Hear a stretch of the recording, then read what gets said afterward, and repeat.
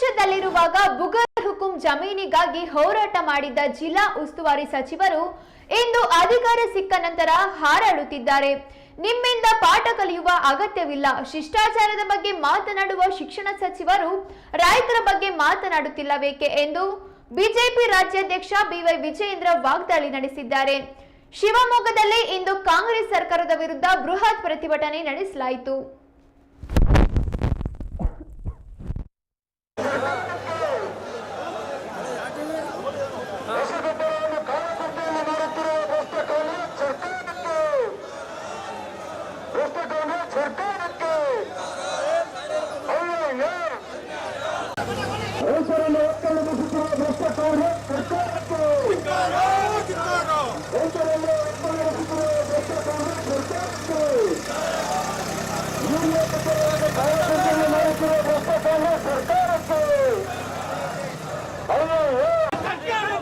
ಇಲ್ಲೇ ವೇದಿಕೆ ಇದೆ, ದಯಮಾಡಿ ಎಲ್ಲರೂ ಸಹಕರಿಸಬೇಕಾಗಿ ನಿಂತ್ಕೊಳ್ತಾ ಇದ್ದೇನೆ. ದಯಮಾಡಿ ಡಿಸಿ ಕಚೇರಿ ಮೆಟ್ಲು ಮೇಲೆ ಕಡೆ ಬರಬೇಕು, ಟ್ರ್ಯಾಕ್ಟರ್ ಈ ಕಡೆ ತಿರ್ಸ್ಬೇಕು. ಬಲೋ ಭಾರತ್ ಮಾತಾ ಕೆ, ಬಲೋ ಭಾರತ್ ಮಾತಾ ಕೆ, ಎಷ್ಟು ಕಾಂಗ್ರೆಸ್ ಸರ್ಕಾರಕ್ಕೆ ನೀರು ಅನುಭವವನ್ನು ತಿನ್ನಕ.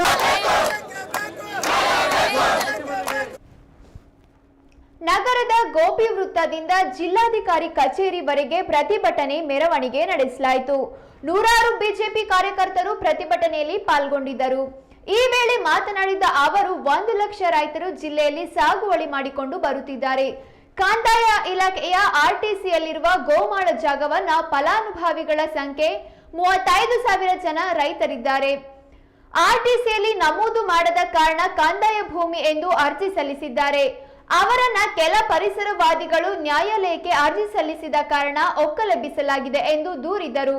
ರೈತರಿಗೆ ನೋಟಿಸ್ ಕೊಡುವುದನ್ನ ನಿಲ್ಲಿಸಬೇಕು, ಮರಗಳನ್ನ ಕಡಿಯಬಾರದು, ಮರ ಕಡಿದರೆ ಬಿಜೆಪಿ ಬೀದಿಗಿಳಿಯಲಿದೆ ಎಂದು ಈ ಸಂದರ್ಭದಲ್ಲಿ ಎಚ್ಚರಿಕೆ ನೀಡಿದರು. ಬಿಜೆಪಿಯ ರೈತ ಪರ ಹೋರಾಟಕ್ಕೆ ಬಂಧುಗಳೇ, ಶಿವಮೊಗ್ಗ ಜಿಲ್ಲೆಯಲ್ಲಿ ಇರುವ ಕಾಂಗ್ರೆಸ್ ಸರ್ಕಾರಕ್ಕೆ ರೈತರ ಬಗ್ಗೆ ಮರ್ತೋಗಿದೆ. ಇವತ್ತು ಉಸ್ತುವಾರಿ ಸಚಿವರಿಗೆ ನಾನು ಹೇಳ್ತಾ ಇದ್ದೇನೆ, ಇವತ್ತು ವೇದಿಕೆ ಮೂಲಕ ಸಚಿವರಿಗೆ ಇವತ್ತು ಹೋರಾಟ ಮರ್ತೋಗಿದೆ. ಅಧಿಕಾರ ಸಿಕ್ಕಿದೆ, ಅಧಿಕಾರದ ಅಮಲಿನಲ್ಲಿ ಇವತ್ತು ಹೋರಾಟ ಮರ್ತೋಗಿದೆ. ಬರೀ ಹಾರಾಟವನ್ನ ಮಾಡ್ತಾ ಇದ್ದಾರೆ. ಇವತ್ತು ಜಿಲ್ಲೆನಲ್ಲಿ ಹಾರಾಟವನ್ನ ಮಾಡ್ತಾ ಇದ್ದಾರೆ.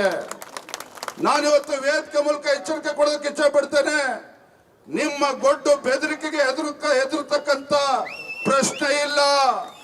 ಭಾರತೀಯ ಜನತಾ ಪಾರ್ಟಿ ಆಗಲಿ, ಜಿಲ್ಲೆಯ ರೈತರಿಗೆ ಇವತ್ತು ಶಕ್ತಿ ಇದೆ, ತಾಕತ್ತಿದೆ. ಯಡಿಯೂರಪ್ಪನವರು ನಮಗೆ ಹೋರಾಟ ಏನು ಅಂತೇಳಿ ಹೇಳ್ಕೊಟ್ಟಿದ್ದಾರೆ. ನಿಮ್ಮಿಂದ ಅದನ್ನು ಕಲಿತಕ್ಕಂತ ಅವಶ್ಯಕತೆ ಇಲ್ಲ. ಇವತ್ತು ಪಾಪ ಉಸ್ತುವಾರಿ ಸಚಿವರಿಗೆ ಅಧಿಕಾರ ಬಂದ ಮೇಲೆ ಶಿಷ್ಟಾಚಾರದ ಬಗ್ಗೆ ನೆನಪಾಗ್ತದೆ, ಆದ್ರೆ ಜಿಲ್ಲೆಯ ರೈತರ ಬಗ್ಗೆ ಇವತ್ತು ನೆನಪಾಗ್ತಾ ಇಲ್ಲ. ಇದು ಈ ಸಚಿವರಿಗೆ ಜಿಲ್ಲೆಯ ರೈತರ ಬಗ್ಗೆ ಇರ್ತಕ್ಕಂತ ಕಾಳಜಿ ಏನು ಅಂತೇಳಿ ಇವತ್ತು ಗೊತ್ತಾಗ್ತದೆ. ಆತ್ಮೀಯ ಕಾರ್ಯಕರ್ತ ಬಂಧುಗಳೇ, ರೈತ ಬಾಂಧವರೇ, ಇವತ್ತು ನಮ್ಮ ಶಿವಮೊಗ್ಗ ಜಿಲ್ಲೆನಲ್ಲಿ ಸಾಕಷ್ಟು ಇವತ್ತು ಅರಣ್ಯ ಭೂಮಿ ಸಾಗುವಳಿ ಸಮಸ್ಯೆ ಬಗ್ಗೆ ಹೆಚ್ಚೆಚ್ಚು ಚರ್ಚೆ ಆಗ್ತಾ ಇದೆ.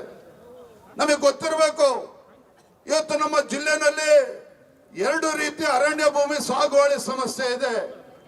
ಮೊದಲನೇದು ಏನು, ನಮ್ಮ ಶಿವಮೊಗ್ಗ ಮಲೆನಾಡು ಜಿಲ್ಲೆನಲ್ಲಿ ಸುಮಾರು 1 ಲಕ್ಷ ಸಂಖ್ಯೆಯ ಕುಟುಂಬ ಇವತ್ತು ರೈತರು ಇವತ್ತು ಅರಣ್ಯ ಭೂಮಿಯಲ್ಲಿ ಸಾಗುವಳಿ ಮಾಡ್ಕೊಂಡು ಬಂದು ಏನು ಮಧ್ಯಮ ವರ್ಗದ ಜನರಿದ್ದಾರೆ, ಬಡವರಿದ್ದಾರೆ, ಒಂದು ಹೊತ್ತು ಗಂಜಿಯನ್ನ ದುಡ್ಕೊಂಡು ತಿನ್ನೋದಕ್ಕೋಸ್ಕರ ಇವತ್ತು ಅರಣ್ಯ ಭೂಮಿನಲ್ಲಿ ಇವತ್ತು ಸಾಗುವಳಿ ಮಾಡ್ಕೊಂಡು ಬರ್ತಾ ಇರ್ತಕ್ಕಂಥದ್ದು.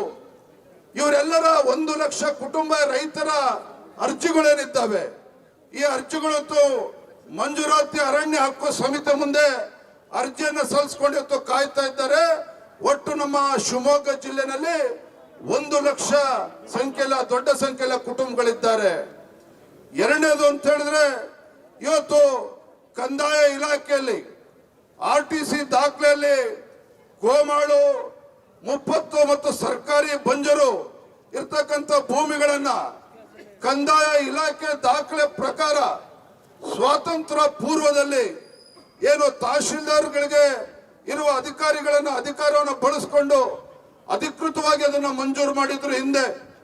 ಆದ್ರೆ ಇವತ್ತು ಇತ್ತೀಚಿನ ದಿನಗಳಲ್ಲಿ ಒಂದು 20 ವರ್ಷಗಳಲ್ಲಿ ಇವತ್ತು ಬಗರುಕು ಮಂಜೂರಾತಿ ಆಯ್ಕೆ ಸಮಿತಿ ಇದೆ.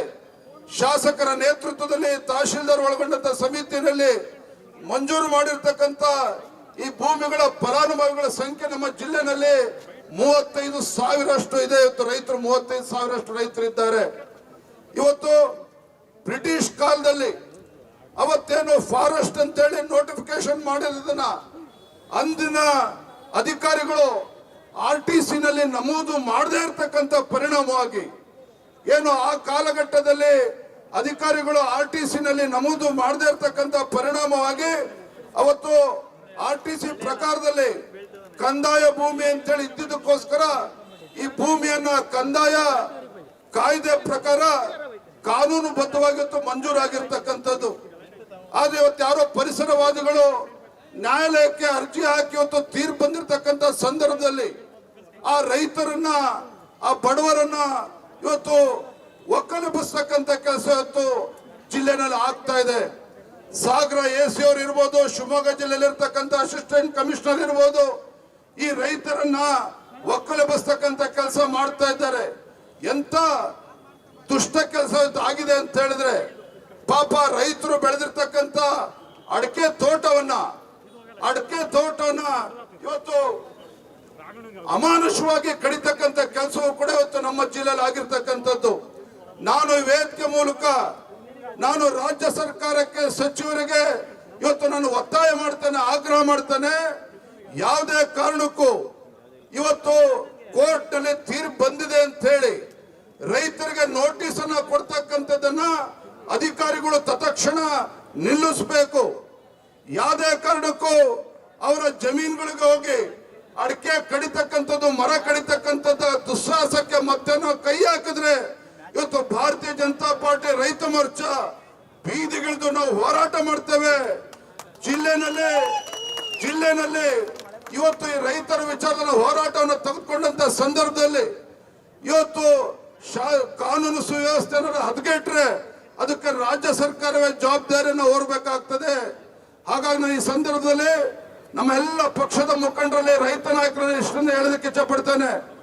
ನಾವು ಭಾರತೀಯ ಜನತಾ ಪಾರ್ಟಿ, ನಾವು ರೈತ ಮೋರ್ಚಾ ನಮ್ಮ ಜಿಲ್ಲೆಯಲ್ಲಿ ಇರ್ತಕ್ಕಂಥ ರೈತರ ಪರವಾಗಿ ಇವತ್ತು ಬಗರುಕುಂ ವಿಚಾರದಲ್ಲಿರ್ಬೋದು, ಅರಣ್ಯ ಭೂಮಿಯಲ್ಲಿ ಸಾಗುವಳಿ ಮಾಡ್ತಕ್ಕಂಥ ರೈತರನ್ನ ಒಕ್ಕಲೆಬ್ಬಿಸ್ತಕ್ಕಂಥ ಕೆಲಸ ಇವತ್ತು ರಾಜ್ಯ ಸರ್ಕಾರ ಮುಂದುವರೆಸಿದ್ದೇ ಆದ್ರೆ ನಾವು ಯಾವುದೇ ಒಂದು ಹೋರಾಟಕ್ಕೆ ನಾವು ಸಿದ್ಧ ಇರಬೇಕಾಗ್ತದೆ. ರೈತರ ಪರವಾಗಿ ನಾವು ಧ್ವನಿ ಎತ್ತಬೇಕಾಗ್ತದೆ. ಯಾವುದೇ ಕಾರಣಕ್ಕೂ ಈ ನಾಡಿಗೆ 2 ತುತ್ತು ಅನ್ನವನ್ನ ಕೊಡ್ತಕ್ಕಂಥ ರೈತ ಅವನನ್ನ ಬೀದಿಗೆ ತರ್ತಕ್ಕಂಥ ಕೆಲಸ ಇವತ್ತು ರಾಜ್ಯ ಸರ್ಕಾರ ಏನ್ ಮಾಡೋದಕ್ಕೆ ಹೊರಟಿದೆ. ಅದಕ್ಕೆ ಭಾರತೀಯ ಜನತಾ ಪಾರ್ಟಿ ಯಾವುದೇ ಕಾರಣಕ್ಕೂ ಅವಕಾಶ ಕೊಡೋದಿಲ್ಲ. ಸಂದರ್ಭ ಬಂದ್ರೆ ಪಾದಯಾತ್ರೆನಾದ್ರೂ ಮಾಡಿ ಇವತ್ತು ರೈತರಿಗೆ ಅನ್ಯಾಯ ಮಾಡೋದನ್ನ ತಡಿತಕ್ಕಂಥ ಕೆಲಸ ನಾವು ಮಾಡೋಣ ಅಂತೇಳಿ ಈ ಸಂದರ್ಭದಲ್ಲಿ ಹೇಳ್ತಾ ಇವತ್ತು ತುಂಬಾ ಸಂತೋಷ ಆಗಿದೆ. ಇಷ್ಟೊಂದು ಕಡಿಮೆ ಅವಧಿಯಲ್ಲಿ ನಾವು ಕರೆ ಕೊಟ್ಟಂತ ಸಂದರ್ಭದಲ್ಲಿ